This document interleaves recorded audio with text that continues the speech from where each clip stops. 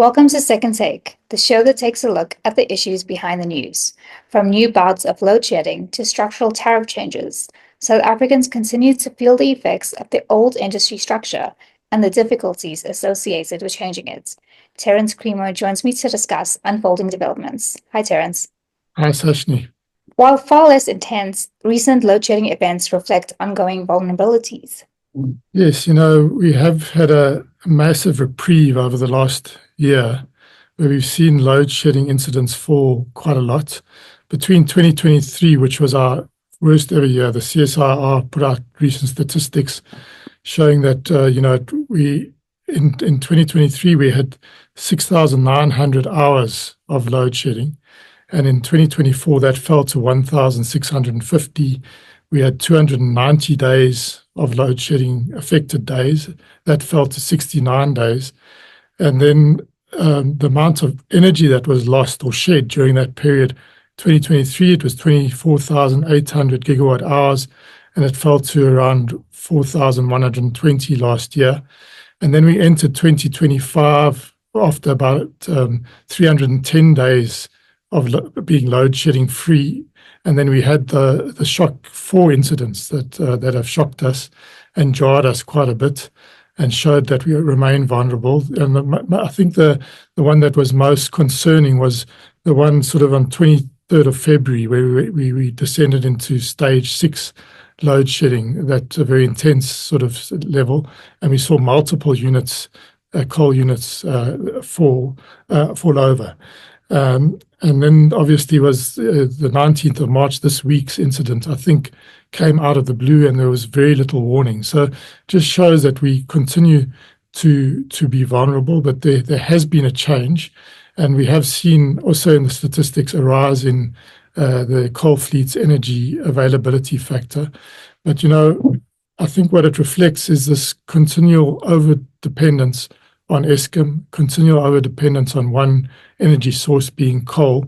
And when that is not performing, and then we also had obviously Kuiberg unexpectedly out, when that doesn't perform, we see how vulnerable we really are.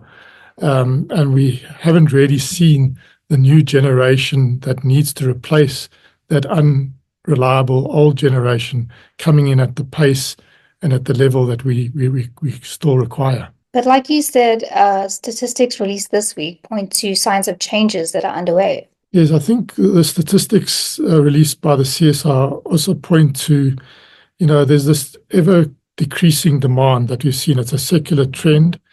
And I think it's what it also reflects. It's not only that we're seeing a decrease or a greater energy efficiency and the effect of the rising tariffs, which I think are major and have an implication, but it's also the changing nature of supply in the sense that we have rooftop solar coming in. I think Eskom estimated late last year that this is around 6,000 megawatts of supply, which is significant. It's a similar level to what we've rolled out over the many years of utility scale renewable energy since 2011. It's almost caught up. So it's a significant source, and that actually is now reflected in the lowering of demand. So they don't measure it so much on the production side, but on the demand side, we see that there's this 1% drop last year from peak demand and 3% drop from energy demand. Right? But it doesn't mean that demand doesn't exist. It's being met differently. So we see we're in a changing industry structure. The new technologies that have emerged are much more distributed. They're much more affordable right down to the household level. Solar panels are now affordable. We've also seen a massive rollout from residents and from businesses in battery energy storage, at a rapid pace.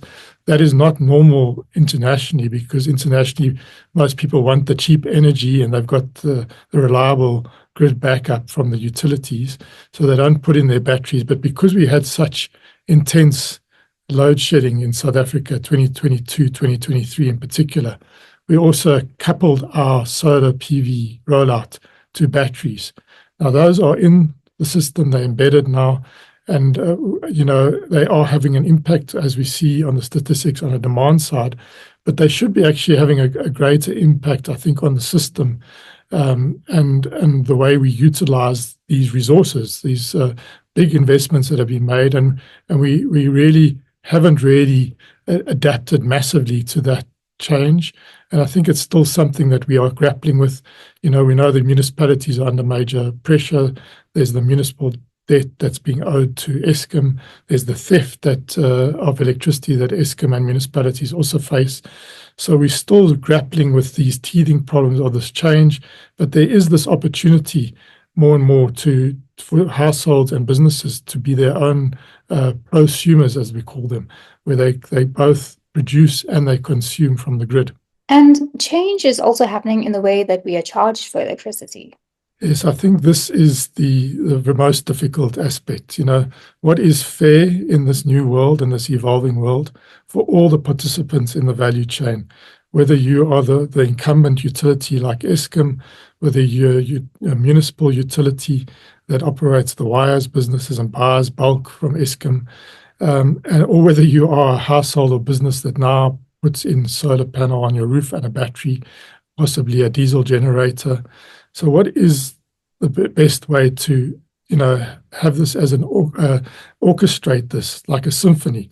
And we haven't really got there. And the tariff structure, Eskom has been saying for many, many years, is out of kilter with the changes that are underway and are going to become a major constraint, and they aren't cost reflective.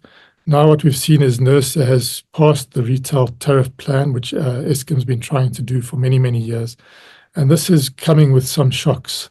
And the Eskom admits that it's a differentiated impact depending on who you are.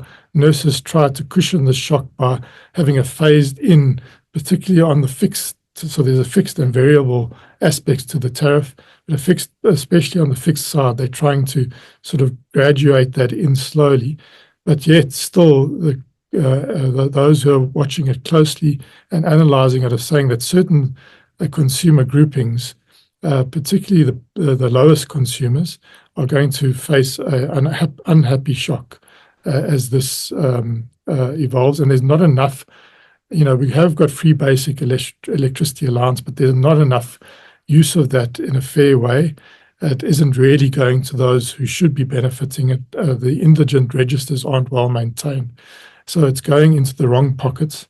So that's not enough of a cushion there for the low-end consumer. And at the other end, where people have put in rooftop solar panels, there's also shifts that are happening there that are, quite difficult to bear, considering that how important this was to get us through the load shedding. And now it feels like it's being punitive. So we haven't we're finding our feet, and I think everyone is finding their feet, and there are going to be winners and losers, but we haven't really, I think, found the happy medium that people want. And I think there's still a lot more change that needs to happen around the tariff structure to make it fair and equitable, and ultimately to subsidize those who need the subsidy, the poor consumer. And at times we may also have to subsidize industry, because industry is the job-creating engine, and we're going to have to see how we do that. We've had the subsidies need to become visible. I think they are becoming more visible, but they also have to be targeted to the right places and have the maximum impact. And I don't think we've found that happy medium yet. Thanks for speaking with us, Terence. Pleasure. That's it for today. Thanks for watching, and join us again next time for more news analysis. And don't forget to listen to the audio version of our engineering news newsletter.